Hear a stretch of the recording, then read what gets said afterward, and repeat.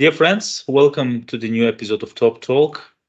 While the entire world is overwhelmed by the results of the US elections and by the predictions about the post-election period, we have our own most important elections in South Caucasus. And today I'm hosting Benyamin Poghosyan, Yerevan-based regional geopolitics expert. Hello, Benyamin. Glad to see you here. Thank you for finding time despite your tight schedule. Thank you for having me. I just mentioned about the elections in Georgia, and today we are discussing how the elections in general and the post-election situation in Georgia look from where you are in Yerevan. Um, Immediately after the election results were announced, Nikol Pashinyan, Prime Minister of Armenia, was amongst the leaders who congratulated the Georgian Dream on the occasion of their victory. However, I may presume that the general view of the election results, Georgian election results, from Yerevan might be a little bit different. How would you comment on this whole situation? Was it rather disappointment, or would we speak about some neutral attitude, or was it celebrated with a lot of joy in Armenian political establishment and amongst the experts? First of all, let's fix that Georgia is a key country for Armenia for different reasons. Among them, like Georgia is only access to sea for landlocked Armenia, Black Sea, and also Georgia is a land access to Russia where many import-export operations go. And in general, approximately 70% of Armenia's trade goes via Georgia, another 30% goes via Iran. So from this perspective, the stability, prosperity, and security of Georgia is of utmost importance for Armenia. And not only because Georgia is a friendly and neighboring country, and Georgians is a friendly nation, but because again, here in Armenia, we believe that any instability in Georgia definitely will negatively impact Armenia. So this was a key concern among Armenian political establishment, I would say, and also among expert communities, that the key for Armenia is that Georgia remains stable and secure country. So from this perspective, this was a number one perspective or criteria from which, or viewpoint, from which the elections were viewed and assessed. So it's regarding the elections themselves, of course, here we Armenia, we read observer mission statements, local observer mission statements, international observer mission statements, and of course we can simply say that yes, we accept what is written there. So like political establishment and also expert community was not in a position to say, okay, about the elections, how they have been conducted, was it good, was it not good? Again, we have the statements of observer missions, and some statements or some assessments, they speak about some irregularities, but also there are no clear calls that, okay, we should not recognize the elections. So from Armenian perspective, again, the key was stability and security, and probably I think this is satisfying for Armenia, because I think also in Azerbaijan, there was a lot of discussions that regardless of what will be the result of the election, some sort of instability may emerge in Georgia. So probably this was one of the key concern for Armenia, that some instability may emerge in Georgia, which may have very negative implications for Armenia. So from this perspective, what we see now in Georgia, and we see now relatively stable situation. Yes, all four opposition parties did not recognize the results. President did not recognize the result. We saw several protest rallies, but in general, situation is stable. Situation is within legal framework of Georgia, and this is key for Armenia. Thank you, Benjamin. I wanted to ask you a follow-up question, but you already covered it mostly because I was going to ask what kind of Georgia do the Armenians want? When I say Armenians, I refer mostly to the political elites and the expert community, those people who professionally deal with the geopolitics in our region. You said a stable Georgia is a must for Armenia. This is understandable, but there were some calls inside Armenia, in some liberal circles in Georgia and in the West that the elections in Georgia, they will have an impact on Armenia and on Armenia's westward aspirations as well. Do you think now things are a little bit worse for Armenia in the pro-Western drift, or would it still be possible to for Armenia to continue this path? First of all, if we speak about Armenia's pro-Western drift, I would rather call it diversification. I know that there are a lot of debates about Armenian foreign policies. This is a pivot, this is diversification, but I will call it diversification. And here, interestingly, I see what Georgian government is trying to do while keeping the foreign policy course intact, because officially, as you know, also if you look into the Georgian Dream election campaign and also the election program, Georgian Dream is speaking that the ultimate goal is to see Georgia as a part of the European Union. There is even a deadline by 2030. And Georgian Dream is not going, for example, to cancel or repeal the, I believe, 78th article of the Georgia's constitution, which, by the way, was adopted in 2017 when Georgian Dream was in power, where it's clearly written that every state institution should do everything to facilitate Georgia's European integration. So while keeping, at least at the strategic level, their foreign policy aimed at European integration, Georgian government is doing economic diversification.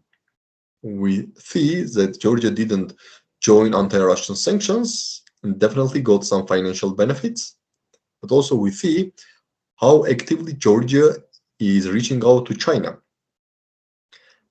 And Georgia signed strategic partnership agreement with China in 2023, and also there is a growing number of Chinese investments, including Anaklia port, which, if fully realized, will become the biggest Georgia's port. So from Armenia's perspective, when Armenia is doing diversification, we see that Georgian government also is doing diversification, but mostly it's economic diversification, because at the end of the day, still, there is a clear message from Georgia's government that as far as 20% of Georgia's territory is under occupation, there could be no discussion about political dialogue or about some sort of rapprochement or even normalization between Georgia and Russia.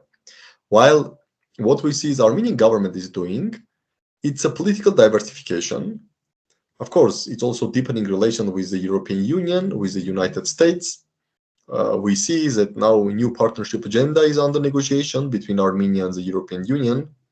And in June 2024, Armenia and the United States agreed to establish a strategic partnership commission somewhere in near future. But if you look into economy, we see how Armenia-Russia trade is booming. In 2021, it was $2.5 billion, I mean bilateral trade. While in 2024, based on different estimates, the bilateral trade may reach astonishing $16 billion.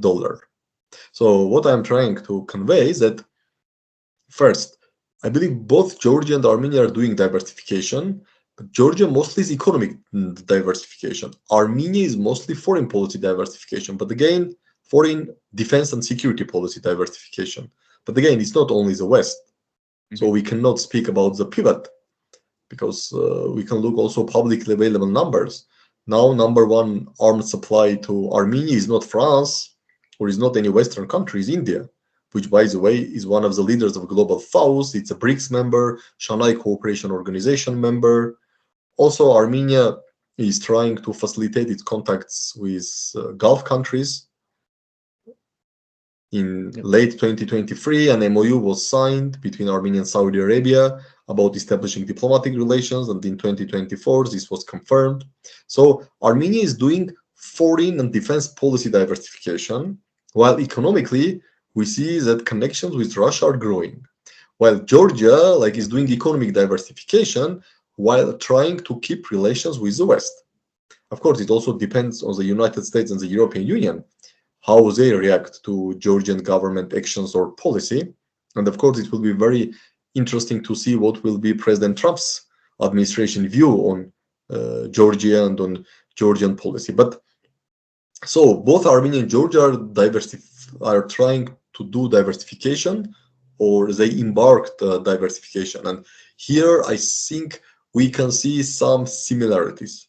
Of course, in every society, in every country, there are different opinions. And of course, there are circles in Armenia who were saying that what happened in Georgia, I mean election results, this mean more complications between Georgia and the West, and this may create complications between Armenia and the West. But again, from my understanding, we cannot say that Armenia is pivoting to the West, and the Georgia was the key channel or window to this pivot. So now, if number one, if tensions are between Georgia and the West, then if number two, this alleged pivot may face complications. But again, from my understanding, both Armenia and Georgia are doing diversification, and in this case, I think we may see even similarities. Armenia, foreign defense policy diversification, Georgia, economic diversification. This is an interesting approach indeed, Benjamin, and different from what many people in Armenia or in the West would claim. I would also like to touch upon a few episodes in the recent weeks of the election craze in Georgia. Those episodes which would directly or indirectly mention Armenia, would concern Armenians. There was this episode with one of the opposition leaders when he was accused of being Armenian, and then he claimed that he was not of Armenian origin. Then President Salome Zurabishvili made this statement about this infamous statement about the so-called Armenian carousel. And then a couple of days ago, she made a Facebook post which had allegedly territorial claims against the present-day Armenia. So how do all these episodes get perceived in Armenia? Regarding the first episode, when I believe it was leader of Lelo party, Mamuka Khazaradze, if I'm not mistaken. Yes, that's correct. When he was accused of having some Armenian origin, partly or fully, I don't think and I don't see that this get much traction in Armenia. But there was a much more focus on Salome Zurabishvili's statement about Armenian carousel, because this somehow was a reminder of what's happening in Armenia until 2018. I mean, it's not a secret that until 2018, the elections were not, let's say, were not fully fair and free, and there was different schemes or mechanisms to tilt the election results. And while in late 1990s and early 2000, it was mostly as some sort of use of force, like ballot stuffing, intimidation. Then, after 2008, we mostly see like voter buying and multiple voting also, which I guess was the thing which Salome Zurabishvili mentioned by Armenian carousel. So it was a reminder that people still remember how was the situation in Armenia just 10 or 15 years ago.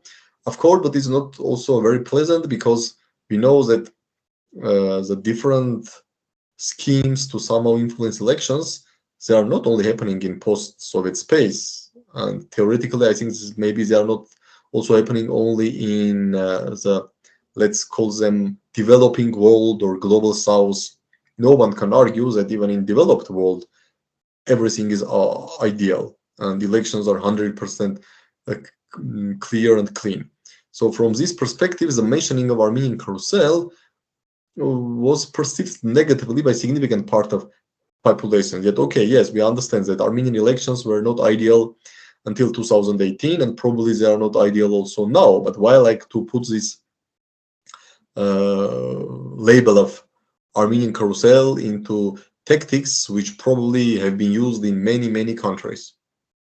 And regarding the latest post was this Georgian, I guess, this tourism organization or tour operator, which, as far as I understand, declares that, okay, we should go to the historical Georgia and mentioning some part of Armenia. Then No, this not was Northern shared by Armenia, I guess. President. Yeah, but my understanding was that this was shared on President personal account, not official account, at least as far as know. But yes, this was definitely this was noticed by media, and of course, it again went into domestic political discourse. Like some opposition circles started to state that, look, because of current government concessions to Azerbaijan and weakening position, now even Georgia, like theoretically or in theory, even Georgia may have some claims on Armenia. So this jumped into domestic politics. But I don't think that all these three episodes will have significant impact on Armenia-Georgia relations or on perceptions of Armenians, both political establishment, expert circles. But if we speak about perception, we should speak mostly about the ordinary people, like people-to-people contacts. And first of all, I'm not sure that many ordinary people even noticed that something was done with Mamuka Khazaradze. Like if you will organize the survey in Armenia, do you know who Mamuka Khazaradze is? I am afraid that among ordinary people, definitely few will know even who is he. Then to know that he was accused of something which has any connections with Armenia. This third incident, like historical Georgia, northern Armenia, this may create some, let's say, not resentment, but at least misunderstanding or concerns or surprise. Let's put the word surprise, especially now when everything is tense in Armenia after what happened in 2020, 2023. I don't want to jump into Armenia-Azerbaijan relations. Probably it would require like hours of discussions. But given everything happened in 2020, 2023, also what happened in March, April 2024 along Armenia-Azerbaijan border in northern part, like every hint or everything related, even like in theory or remotely relating to Armenia's territory, like disputes or whatever, definitely all these are perceived with some concern. Yeah. Benjamin, I wanted to cut the interview off here, but I've got one last question, which is probably the most complicated and which would probably require hours of discussion. But if you can squeeze it into a couple of minutes, I would be very much grateful. Um, Now the elections are behind. There are still some uncertainties. Not everything is clear. But still, what kind of regional geopolitics should we expect? Do you see any, do you like anticipate any drastic changes, or things should continue as smooth, more or less as smooth as they did prior to the elections in Georgia? Okay, I believe that we will see more, how to use the right term, like regionalization of regional geopolitics. Sorry for using like two very similar words in a row, but yes, we will see more regionalization of regional politics. And I believe here probably the election of Donald Trump Mhm. will play even more role and definitely more influence than even elections in Georgia, because probably I see that we will see less involvement of United States in regional geopolitics, at least Yeah. on a regional level. Maybe on bilateral level, definitely relations may continue, relations may be developed, but on regional level, I don't think that US will be as involved in the region as the Biden administration was, especially with the aim to somehow reduce Russia's influence in South Caucasus, which clearly was stated by a few State Department officials. So, if US engagement at the regional level, at the regional geopolitics, is going to be decreased, then automatically it means that the role of regional powers and Russia, Iran, Turkey, and they are here and they will be here, and they will have definitely the key role in shaping region. So with less involvement of the United States, the regional powers will have more say on regional geopolitics. Mhm. Okay, will it be continuation or more substantive ways of 3+2 format? Maybe we will see even 3+3 format. I don't know, but I think we will see that the more and more significant or important issues in South Caucasus are being discussed or even decided by regional powers and not by like other great powers, let it be United States or an organization as the European Union. It does not mean that US and EU will disappear. Definitely not. South Caucasus is part of Eastern Partnership, despite there are a lot of doubts what does it mean now Eastern Partnership, but still legally framework is there. Mhm. Legally Georgia is a candidate status of the European Union. Yes, maybe negotiations will not be opened, but you can retain this status for years without any negotiations. So again, what I'm telling, it does not mean that we will see zero European Union and zero United States in the region. Definitely no. Still, we will see projects, programs, fundings from USAID, from the European Union. But what I'm telling is that from regional geopolitical point of view, the influence of external, or let's get extra regional powers. Let's assume that Russia, Iran, and Turkey are regional powers. Armenia, Azerbaijan, Georgia are countries per se in South Caucasus.